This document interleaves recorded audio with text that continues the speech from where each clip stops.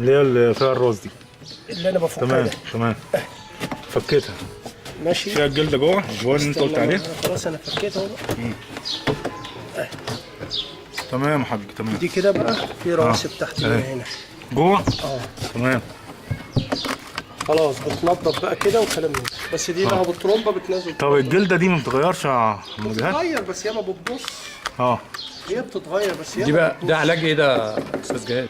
ده لو في رواسب في قلب ايوه يعني الدايرة. بيتبان لك بره في الشغل ازاي الميه ما تصرفش ولا؟ المقصور الخرطوم بتحط على الارض بتقفل وبيرشح بينزل ميه. طول ما انت حاطط الخرطوم على الارض المفروض وانت قافل المفتاح من فوق ما بينزلش. لكن انت طالما قافل وبينزل يبقى تحت من الجلد ديت في رواسب.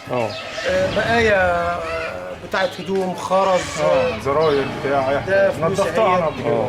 دي لقينا فيها رمله فيها ترمبه بتنزلها رواسب تراب زي اللي بتلاقيه في المفتاح عندك كده بتتنضف وخلاص. فانت بقى دي بقى. طيب تسمح لنا ننزلها على النت؟ يا باشا نزل يا باشا. زكت انا عن عافيتك يعني. يا باشا احنا عنينا ليه؟ الله احنا خدامين النت وبتوع النت. حبيب قلبي. لو عايز افك ده يا عم جهاد